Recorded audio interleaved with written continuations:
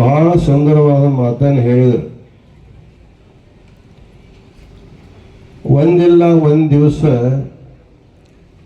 ನಮ್ಮ ವಿಜಯಾನಂದ ಕಾಶಪ್ಪನವರು ಕರ್ನಾಟಕದ ಮುಖ್ಯಮಂತ್ರಿ ಆಗ್ತಾರೆ ಅಂತಕ್ಕಂಥ ಮಾತನ್ನು ಹೇಳಿದ್ದಾರೆ. ಸ್ವಲ್ಪ ನಾವು ಹಿಂದಿನ ದಿನಮಾನಗಳನ್ನು ಸ್ವಲ್ಪ ನೋಡಿದರೆ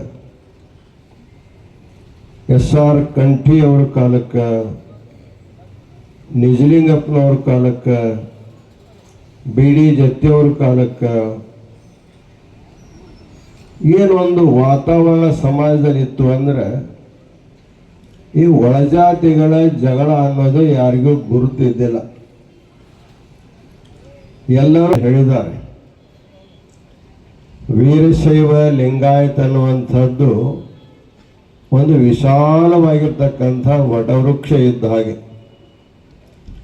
ಈ ಸಮಾಜದ ಜನರು ಉದ್ಯೋಗ ಪ್ರಿಯರು, ಕಾಯಕವೇ ಕೈಲಾಸ ಅಂತ ನಂಬಿಕೊಂಡು ಬಂದವರು.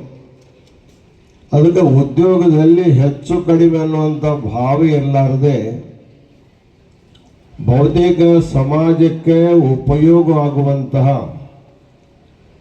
ಎಲ್ಲ ಉದ್ಯೋಗಗಳನ್ನು ಮಾಡಿದವರು ವೀರಶೈವ ಲಿಂಗಾಯತ. ಆ ಉದ್ಯೋಗಗಳು ಇವತ್ತು ಜಾತಿಯಾಗಿ ನಮಗೆಲ್ಲ ಕಾಡ್ತಾ ಇದ್ದಾವೆ. ವಾಸ್ತವಿಕವಾಗಿ ಈ ಸಂದರ್ಭ ತಿಳಿಪಡಿಸ್ತಾ ಇದ್ದಾವೆ.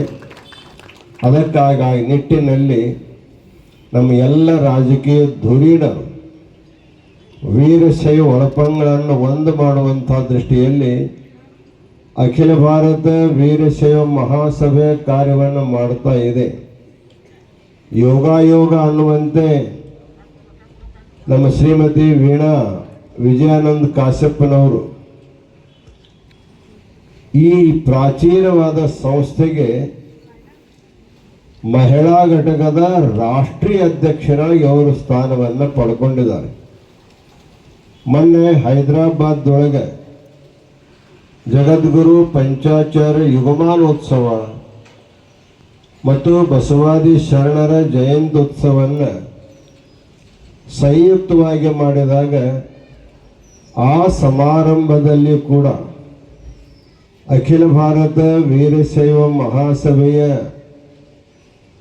ರಾಷ್ಟ್ರೀಯ ಮಹಿಳಾ ಸಂಘದ ಅಧ್ಯಕ್ಷರಾಗಿ ಪಾಲ್ಗೊಂಡು ಅವರು ಹಿಂದಿಯಲ್ಲಿ ಕೂಡ ಮಾತಾಡಿದ್ದು ನಮಗೆಲ್ಲ ಬಹಳ ಸಂತೋಷ ಪಡ್ತಾ ಇದೆ.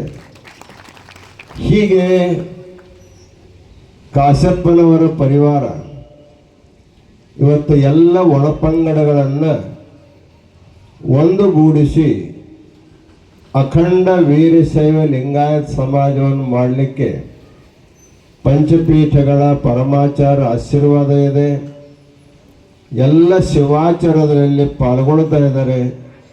ನೀವೆಲ್ಲರೂ ಕೂಡ ಅದನ್ನು ಮಾಡಿ ಸಮಾಜವನ್ನು ಒಂದುಗೂಡಿಸ್ತಕ್ಕಂಥ ಕೆಲಸ ಇಂದ ಆಗಬೇಕಾಗಿದೆ ಅನ್ನುವಂಥ ಮಾತನ್ನು ಕೂಡ ತಿಳಿಸ್ತಾ ಎಲ್ಲರೂ ಹಾರೈಸದಂತೆ ಸದ್ಯ ನಡೆದಿರ್ತಕ್ಕಂಥ ಸಚಿವರ ಹಂಚಿಕೆ ಸಂದರ್ಭದಲ್ಲಿ ಕೂಡ ವಿಜಯಾನಂದರನ್ನು ಮುಖ್ಯಮಂತ್ರಿ ಅವಶ್ಯವಾಗಿ ಪರಿಗಣಿಸಬೇಕನ್ನುವಂಥ ಒತ್ತಾಯದ ಮಾತನ್ನು ಕೂಡ ತಿಳಿಸಿ ಇವತ್ತಿನ ಕಾರ್ಯಕ್ರಮ ಸರ್ವಾಂಗ ಸುಂದರವಾಗಿ ನಡೆದಿರ್ತಕ್ಕಂಥ ಕಾರ್ಯಕ್ರಮ.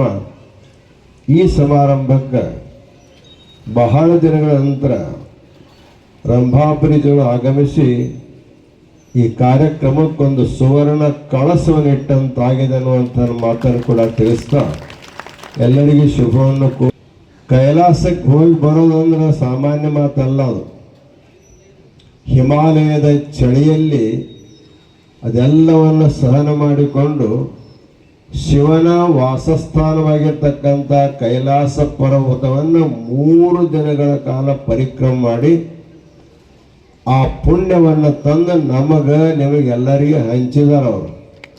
ಆದ್ದರಿಂದ ಅಂಥ ಪುಣ್ಯವನ್ನು ವಿಶೇಷವಾಗಿ ಈ ಕಾಶಪ್ಪನವರ 24ನೇ ವರ್ಷದ ಪುಣ್ಯ ಸ್ಮರಣೋತ್ಸವಕ್ಕೆ ಅವ್ರು ಬರಬೇಕು ಅಂತಂದ್ರೆ ಬಹುತೇಕ ಈ ಮನೆತನದ ಬಹಳ ಪುಣ್ಯನೂ ಇರಬೇಕನ್ನುವಂಥ ಮಾತನ್ನು ಕೂಡ ತಿಳಿಸ್ತಾ